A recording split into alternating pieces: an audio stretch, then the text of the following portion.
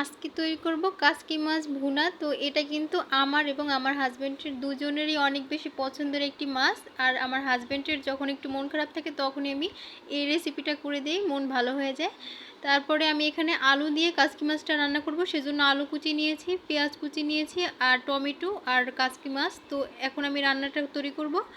তো এখানে দিয়ে দিলাম হাফ কাপের থেকে একটু বেশি হবে পেঁয়াজ কুচি। এই রান্নাতে একটু পেঁয়াজ কুচির পরিমাণটা একটু বেশি দেবেন, তাহলে খেতে অনেক বেশি ভালো লাগবে। তো 3 টেবিল চামচ আর কি আমি তেল দিয়েছিলাম। আর হাফ কাপের থেকে একটু বেশি পেঁয়াজ কুচি, স্বাদ মতো লবণ, 1 চা চামচ দিয়ে দিলাম আদা রসুন বাটা, হাফ চা চামচ দিয়ে দিলাম হলুদের গুঁড়া।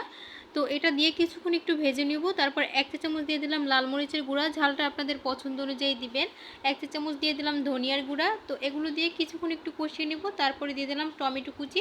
আর এই রান্নাতে কিন্তু টমেটোটা অবশ্যই ব্যবহার করার চেষ্টা করবেন, তাহলে কিন্তু খেতে অনেক বেশি ভালো লাগে। তো টমেটোটা দিয়ে তারপর কিছুক্ষণ কষিয়ে আমি সামান্য একটু পানি দিয়ে দিলাম, পানি দিয়ে ঢাকনা দিয়ে দিলাম। আর 5 মিনিটের মতো একটু কষিয়ে নিয়েছি। এ পর্যায়ে কিন্তু তেল উপরে ভেসে উঠেছে আর হালকা একটু পানি পানি আছে, তো অসুবিধা নেই। আমি এখানে আলু যে কুচি করে রেখেছিলাম সেটা দিয়ে দিলাম। আপনারা কিন্তু চাইলে আলুটাকে স্কিপও করতে পারেন, আবার চাইলে দিতেও পারেন।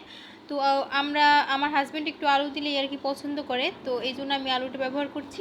আরও কিছুটা লবণ দিয়ে দিলাম। এরপর সব কিছু নেড়েচেড়ে মিশিয়ে আমি ঢাকনা দিয়ে দিলাম আরও 5 থেকে 7 মিনিটের মতো কষিয়ে নিয়ে তারপরে আমি পরিমাণ মতো পানি দিয়ে দিলাম। আপনারা কে কেমন ঝোল খেতে চান সেই অনুযায়ী পানি দেবেন। যদি ঝোল না রাখতে চান সেক্ষেত্রে পানির পরিমাণটা আর একটু কম দিতে পারেন। তো আমার হাজব্যান্ড যেহেতু একটু ঝোল ঝোল পছন্দ করে, তাই আমি একটু বেশি পানি দিয়েছি।